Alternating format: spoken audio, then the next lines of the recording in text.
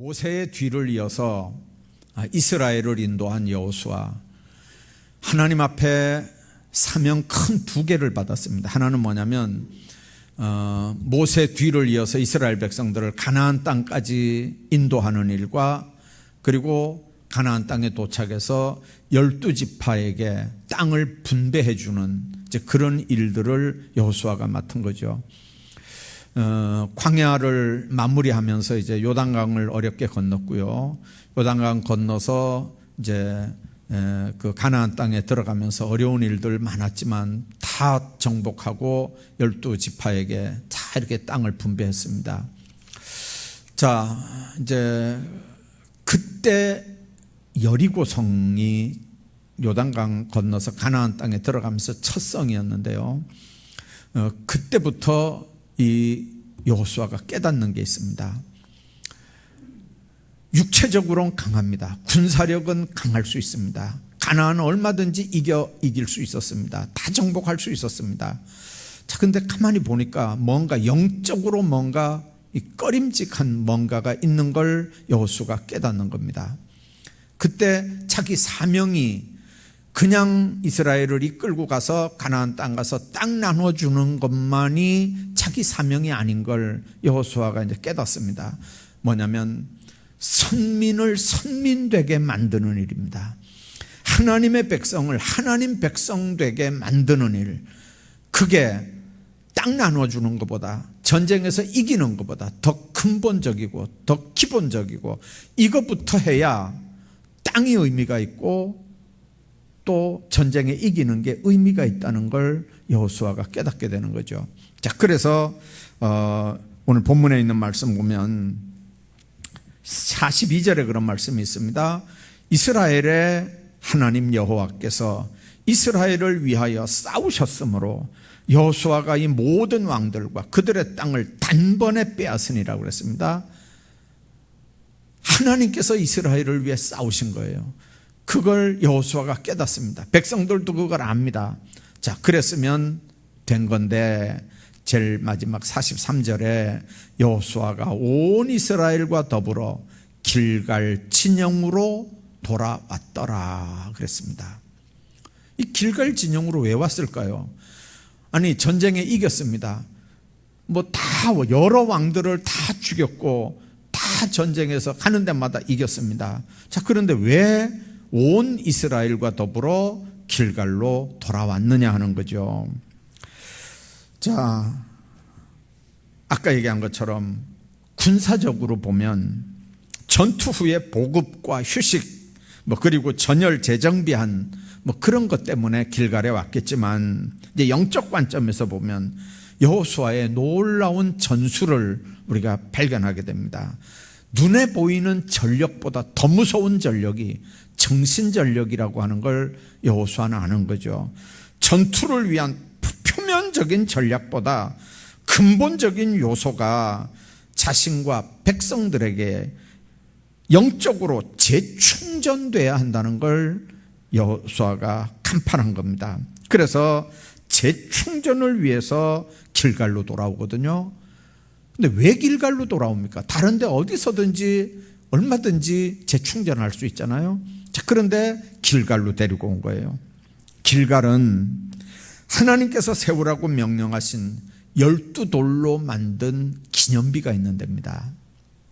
이스라엘 백성들이 가나안을 들어올 때 요단강을 건너야 됐습니다. 그때는 모맥 거두는 시기였고요. 우리로 말하면 아마 한 6월 정도, 5, 6월 정도 됐겠죠. 한 6, 7월 정도 됐겠죠. 자, 모맥 거두는 시기니까 밀보리 거두는 시기란 말이에요. 그때는 그 나라는 비가 많이 오는 나라입니다. 얼마나 비가 많이 오는지 요단강 물이 차서 범람하는 그런 상황입니다. 자, 그런데 우리가 한번 생각해 봐야 돼요. 애굽에서 나와서 40년을 광야 생활을 했습니다. 근데 이제 요단강만 딱 건너면 가나안 땅이거든요. 첫 성이 여리고예요. 40년을 기다렸는데요. 아니, 한 달 정도만 더 있으면 물이 빠져요. 그러면 지금은 목까지 이렇게 오지만 이제 한 달 정도만 지나면 아마 허리 정도 이렇게 차는 데를 아주 무난하게 이렇게 건너갈 수 있을 상황이 되는 거예요. 자, 근데 하나님이 여호수아 보고 건너라는 거예요. 지금 건너라는 거예요. 눈으로 보면요, 못 건널 수 있는 상황이 아니에요. 자, 그런데 건너라는 거예요. 그러면서 작전 명령이 뭡니까?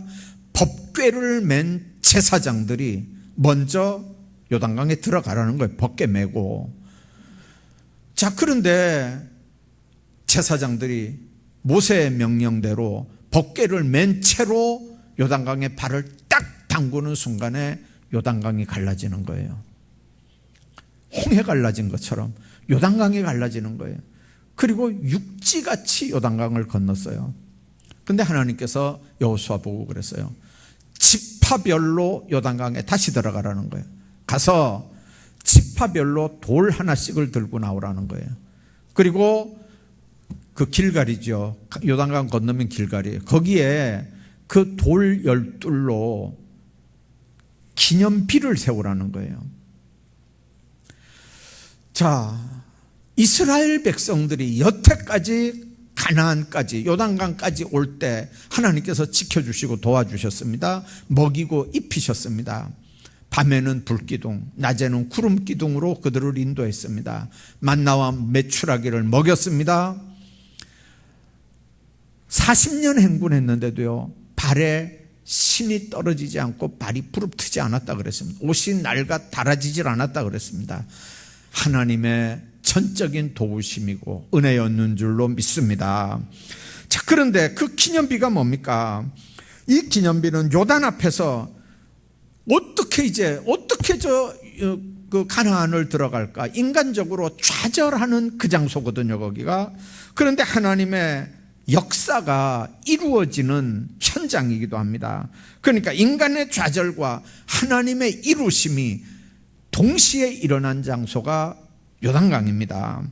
삶의 어려움이 엄습해오고 자신의 연약함으로 주저앉고 싶을 때 이스라엘 백성들에게 이 기념비를 보면서 출애굽 이후 광야 생활을 거쳐 여기 오기까지 신실하게 하나님께서 약속하시고 그 약속을 이루신 걸 기억하면서 세상 살아가라는 거죠. 하나님은 한번 약속하고 변개하지 않는 분이거든요. 애굽에서 나와서부터 지금 여기까지 요단강 앞에까지 요단강 건너기까지 하나님께서 한 번도 하나님 쪽에서 먼저 약속을 어기신 적은 없어요. 인간 쪽에서 다 어겼지. 기념비를 볼 때마다 하나님 앞에 그걸 기억하라는 거예요. 어렵고 힘들 때마다 하나님 앞에 원망하고 불평할 게 아니고 기념비 앞에서 도우신 은혜, 여태까지 우리와 함께 하셨던 은혜, 나를 지켜주셨던 은혜, 여러 이방 나라들로부터 우리를 지켜주셨던 은혜, 먹을 거 입을 거 주셨던 은혜, 그걸 보면서 기념비 앞에서 자신을 회복하라는 거죠. 우리 삶도 마찬가지입니다. 현실의 어려움, 주의 우리 자신들의 연약함 생각하면서 두려워서 한 발짝도 못 나갈 때가 있지 않습니까? 그런데 우리와 함께 하셨고 우리를 도우신 하나님의 역사를 기억하면서 믿음으로 우리가 재충전해야 됩니다. 영적인 충전. 뉴턴이라고 하는 사람 여러분들 기억하시죠? 뭐 사과 떨어지면서 만유인력 발견한 사람입니다. 나이가 들으니까요, 뭐 과학자든 뭐 천재든 방법이 없어요. 예. 아무리 대단한 사람도 나이 드는 데는요 방법이 없어 보니까요. 예. 나중에는 기억력이 희미해지고 뭐 누구도 못 알아보는 상황이 됐어요. 그 대단한 사람이 그 제자들, 그 가까운 사람들이 와가지고 이렇게 인사를 하면 자네 누군고 자꾸 이렇게 하는 거예요. 자네 누군고. 우리 어머니도 보니까 그러더라고요. 아니, 아들들이 왔는데 못 알아보는 거예요, 아들들을. 예. 아니, 아들들이 왔는데 아들을 못 알아봐요. 예. 아이고, 그러니까 얼마나 답답해요. 손주들은 더 못 알아보고요. 아들들도 못 알아보는데 손주 알아보겠어요?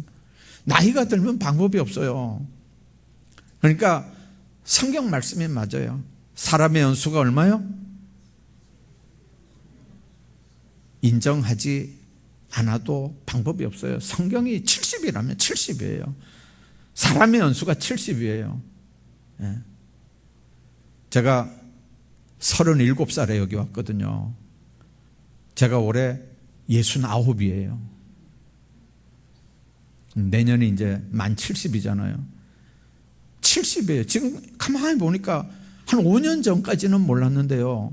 이제 70이 내일 모레니까 이제 집의 나이로는 70이잖아, 이게요. 슬슬 몸뚱아리가 말을 안 들어요. 슬슬. 그러니까 사람의 연수가 70 맞아요. 그리고 70부터 강건하면 80이고요.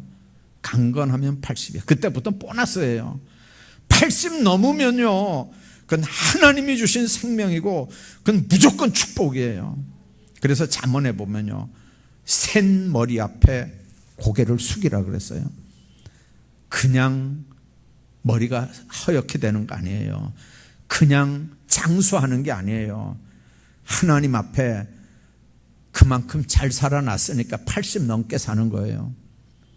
여러분들 교회에서 어른들 대접 잘 하시기 바랍니다. 아멘이 또 왜 이래요. 어른들 대접 잘 하라는데 여러분들도 이제 얼마 안 있으면 며칠 후 머리가 허옇게 된다니까요. 허리가 구부러지고요, 팔다리 힘 없어지고요. 방법이 없어요. 연세 많은 분들 교회에서 잘 섬기셔야 돼요. 저분들이 여러분들 나이 없었는 것 같아요? 저분들이 여러분들 건강 없었던 것 같아요? 여러분들보다 더 열심히 있었어요.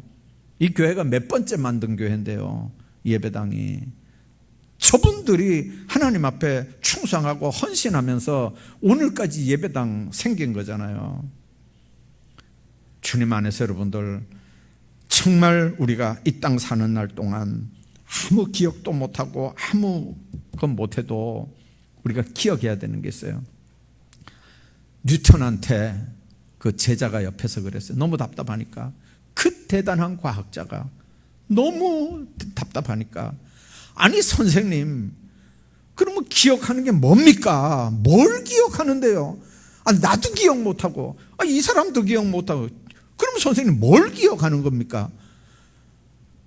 아니 그 유명한 과학 이론들 하나도 기억 못하는 거예요. 나이 들어가지고 뭘 기억합니까? 기억하는 게 뭐예요?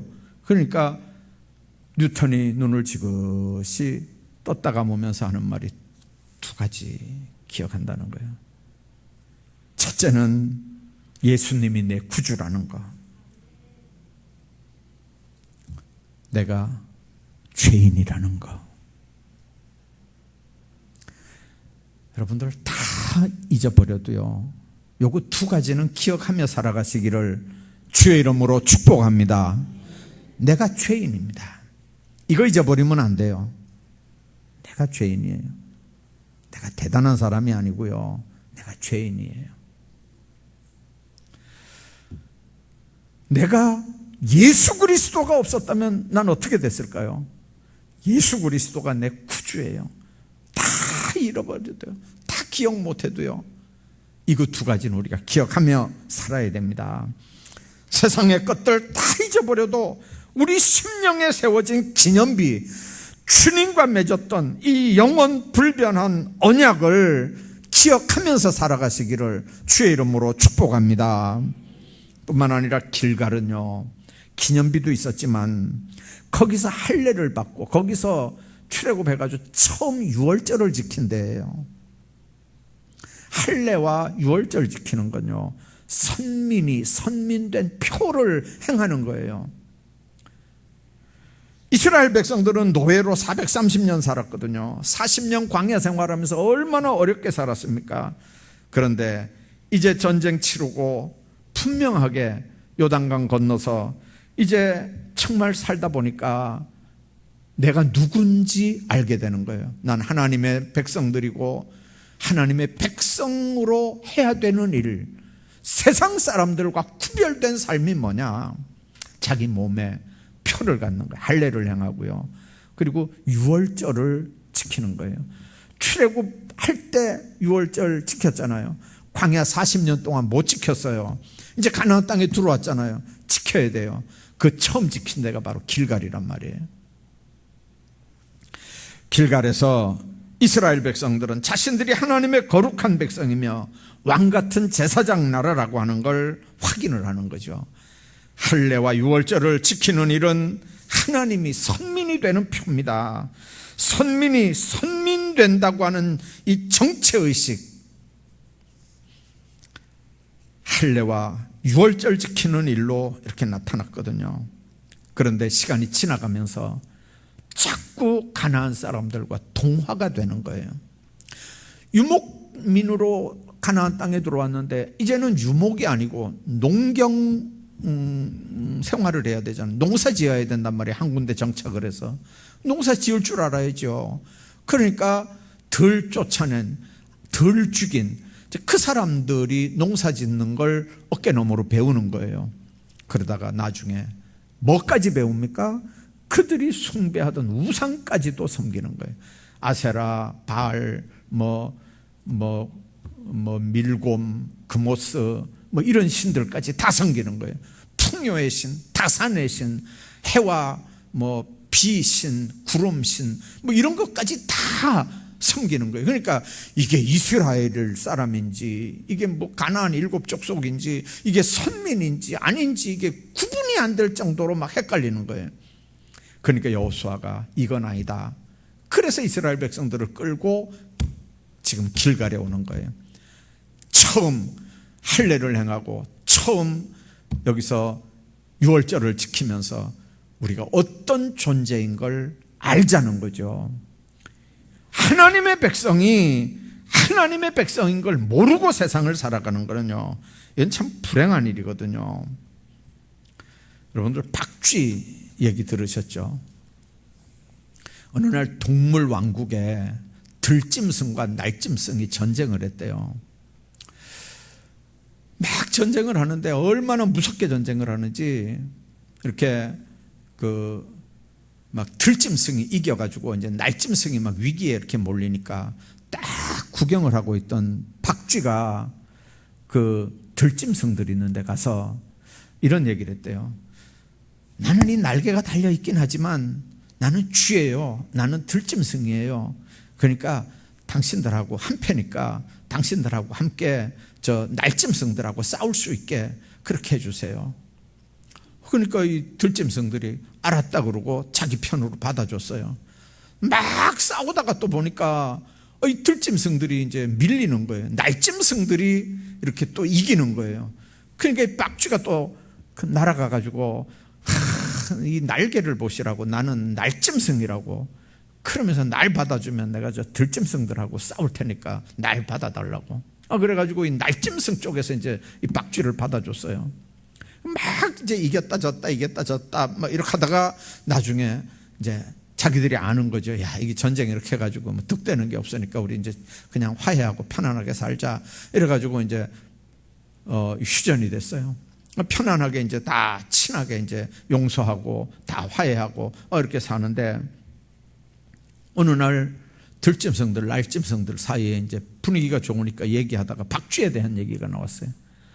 들짐승은 그 박쥐는 우리 편이었다고 얘기하고, 그럴 리 없다고, 날짐승들은 그게 우리 편이었다고 얘기하고, 나중에 보니까 이 박쥐가 낮에는 들짐승, 밤에는 날짐승, 이길 때는 이긴 쪽, 질 때는 지는 쪽, 가가지고 거기서 그 편 노릇을 한 거예요.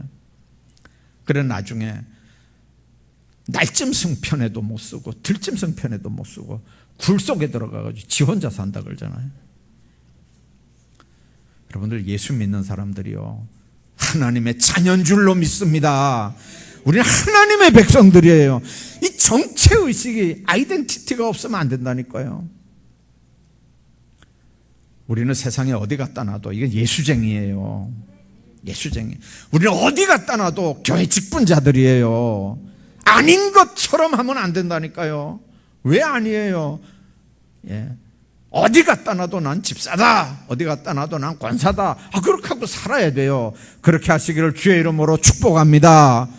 예수 믿는 사람들이요, 그런 그런 자부심을 가지고 세상에서 살아야 돼요. 빡쥐처럼 그렇게 하지 말고요.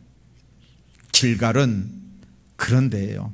할례를 베풀고 유월절을 지킨 하나님의 백성들로 자긍심을 심어줬던 데예요. 뿐만 아니라 길갈에서 군대 장관을 만나요. 지도자라는 게요, 참 어렵고 힘들잖아요. 물론 때로는 자기가 잘못해서 어려운 일 당할 때도 있어요. 근데 모세나 여호수아가 하나님 앞에 잘못한 일이 별로 없어요. 그래도 어려운 일들을 많이 당했어요. 그런데 하나님의 군대 장관이 여호수아 앞에 딱 나타난 거예요. 대적인 줄 알았죠, 처음에는. 근데 나중에 내가 네 편이라고 그랬어요. 나중에 보니까 하나님이 여호수아는 자기가 자기 군대들하고 지금 싸워 이기는 줄 알았어요. 근데 나중에 보니까 하나님이 천군 천사를 동원해서 이스라엘 백성들 앞에서 대적들과 싸운 거예요. 오늘 여기 그랬잖아요. 하나님이 싸웠다고요. 근데 그 군대 장관을 만난 거예요. 얼마나 힘이 됐겠어요. 나는 여호와경 군대 장관이라 그러니까 이 여호수아가요, 힘이 생기는 거예요. 여태까지는 자기 혼자인 줄 알았잖아요. 근데 하나님이 내 편이, 하나님이 나를 대신해서 싸우는 거예요. 힘들고 어려울 때 지금 하나님이 나와 함께 한다는 격려, 하나님이 나와 함께 한다는 응원, 이것만 있으면요, 아무리 어렵고 힘들어도요 거뜬하게 이겨나갈 수 있는 줄로 믿습니다. 왜 그렇습니까? 하나님이 팔짱 끼고 구경만 하는 분이 아니잖아요. 나와 함께 하실 뿐만 아니라 내 앞에 서서 친히 대적해 주시고 친히 싸워주시는 그 하나님. 여호수아가 그 군대 장관 보면서 얼마나 힘을 얻었겠어요. 바로 그 자리가 어디입니까? 길갈이었어요. 인간과 인간 사이에도 이 격려가 없으면요, 사람은 문제를 극복하고 해결해 나갈 힘을 공급받지 못해요. 똑똑한 사람이 필요한 게 아니에요. 교회는요, 보니까요, 목회해 보니까 그래요. 똑똑한 사람이 필요한 게 아니에요. 누가 필요하냐면요, 진짜 똑똑한 사람은요, 서로 격려하고 일을 하게 칭찬하고 응원해주고 힘을 실어주는 사람이 교회에서는 진짜 똑똑한 사람이에요. 교회는 그런 사람이 있어야 돼요. 멀쩡히 일 잘하는 사람한테 말 한마디 해가지고 상처 줘가지고 코가 쑥 나오게 하고 일 손 딱 놓게 하고 이 교회를 가야 되나 말아야 되나 이런 자리까지 가게 하는 게 그게 똑똑한 사람이 아니에요. 그런 사람 교회가 필요한 거 아니에요. 교회는 좀 어리숙한 것 같고 계산도 좀 안 되는 것 같아도 그래도 격려해주고 칭찬해주고 용기를 불어넣어주는 그런 사람들이 교회에 많이 있어야 돼요. 칭찬은 뭐도 춤을 춘다고요? 고래도 칭찬하면 춤을 춘다 그러잖아요. 앞에 보니까요, 그 광고하라고 쪽지를 하나 줬어요. 그 보니까 전교인 수련 후에 경품을 앞에 이렇게 이제 로비에 갖다 놨는데 그 광고를 좀 이렇게 해서 이렇게 그 경품 이렇게 낼 사람은 좀 내고 또 그렇게 경품이 많이 준비되니까 그날 좀 이렇게 이제 많이 가자, 뭐 그래서 이제 광고를 하라고 이제 한 것 같아요. 자, 그런데 여러분들, 교회 일은 그렇습니다. 맡아서 앞장서서 일하는 사람에게 막 박수 쳐주고 잘한다고 용기를 불어넣고 수고한다고 하면 앞에 선 사람들은 춤을 추면서 일을 한다니까요. 춤을 추면서. 교회 일은 그렇게 해야 되는 거예요. 모든 사람들이 앞장서서 일할 수 있도록 하나님 안에서 하나님의 백성들, 이제 우리 그 교육학에서 하는 얘기가 있어요. 실제 얘기인데요. 그 갓필드 고등학교에 존이라고 하는 이름을 가진 학생이 한 반에 2명이었어요. 근데 하나는 아주 모범생이고요, 하나는 진짜 농땡이였거든요. 근데 미국은 부모들이 한 학기에 한 번씩은 꼭 담임 선생님하고 이렇게 상담해야 되는 시간이 있어요. 근데 이 존이라고 하는 아이 어머니가 어느 날 담임 선생하고 면담을 하러 왔어요. 그래 와서 이제 엄마가 뭐라 그랬냐면 우리 조니가 학교 생활 잘 하나요? 이렇게 하면서 선생님한테 물었어요. 그랬더니 순간 이 담임 선생이 조니가 둘이라고 그랬잖아요. 하나는 모범생이고 하나는 말썽꾸러기예요. 근데 순간 이 담임 선생이 아주 공부 잘하는 모범생의 조니의 엄마인 줄 알았어요. 그래가지고 그 엄마한테 뭐라 그랬냐면요, 아이고 조니가 얼마나 착실하게 공부를 잘하는지 막 이 조니 때문에 학교가 분위기가 너무 좋고 나도 개인적으로 앞으로 조니가 뭐가 될지 커서 너무 기대가 된다고, 막 그런 조니의 담임인 게 내가 참 아주 감사하다고 엄마가 이렇게 하는 거예요. 근데 그 말썽꾸러기 조니 엄마거든요. 이 조니가 자기 엄마가 오니까 이게 얼마나 귀에 신경이 쓰이겠어요. 그래서 안 듣는 것처럼 맞고 싹 들었는데 세상에 담임 선생이 자기 엄마한테 그런 얘기를 하는 거예요. 담임 선생은 실수한 거죠. 말썽꾸러기 조니 엄마가 아니고 모범생 조니 엄마인 줄 알고 막 극찬을 했는데 그 얘기를 이 말썽꾸러기 조니가 들은 거예요. 그 다음날 교무실 두드리고 그 말썽꾸러기 조니가 들어온 거예요. 선생님, 울먹이면서 선생님이 어제 우리 엄마한테 한 얘기 제가 다 들었어요. 정말 선생님 낙심시키지 않을게요. 정말 잘할게요. 열심히 공부할게요. 그럼 저를 극복하고 나가는 거예요. 근데 그날부터 이 아이가 숙제를 해오기 시작했어요. 그 말썽꾸러기가 숙제를 해오더니 3개월 만에 성적이 제일 많이 오른 사람에게 주는 상을 받고 6개월 만에 그 반에서 3등으로 올라섰어요. 이 교육학에서 있는 실제 샘플이에요. 여러분들, 선생님이 잠깐 실수로 헷갈려서 그런 얘기를 했지만 그 실수로 한 그 말을 듣고 이 말썽꾸러기 아이는 인생이 바뀌어지는 거예요. 인생이 바뀌어지는 거. 교육학에서만 그런 거 아니에요. 교회에서도 그렇거든요. 우리 인생이 하나님 앞에 어떤 삶의 모습으로 살아가느냐. 정말 칭찬이라고 하는 거는요, 잘했을 때 박수 보내는 거라면 격려는 실패하고 넘어졌을 때 일으켜주는 거예요. 칭찬은 잘한 행위에 초점이 맞춰져 있지만 격려는 그 사람 자체에 초점이 맞춰져 있는 거예요. 칭찬은 받으면 더 잘해야 되는구나 하는 부담이 있는데 격려는 그대로 사랑받고 있다고 하는 안정감을 주는 거예요. 우리가 예수 믿고 신앙생활하면서 사람들에게나 하나님 앞에 잘하는 일만 있습니까? 그렇지 않아요. 내가 날 알잖아요. 그러나 여러분들, 그러면서도 서로 격려하고 힘을 실어주고 이렇게 하면 더 힘이 나서 하나님 앞에 더 귀한 일들을 감당해 나가는 줄로 믿습니다. 특별히 하나님의 교회 일꾼들, 직분 맡은 사람들은요, 이 사명들을 잘 감당하십시오. 여러분들, 이스라엘 백성들 여호수아는 길갈에서 재충전을 시킵니다. 요단강이 12돌로 된 기념비가 있었던 거고요, 할례를 행하고 유월절을 지켰던 곳이고요, 군대 장관을 만나서 새 힘을 얻던 곳이거든요. 여러분들의 영적인 길갈은 어딘가요? 사람마다 다 다를 수 있어요. 네, 그 자리를 여러분들 떠올리셔요. 네. 기념비, 칭찬받았던 곳, 격려받았던 곳, 그리고 하나님의 백성으로 직분자로 어떤 자존감을 가지고 정체성을 가질 수 있었던 그곳 찾으시고, 그런 올여름에는 그런 자리에 나가시기를 주의 이름으로 축복합니다.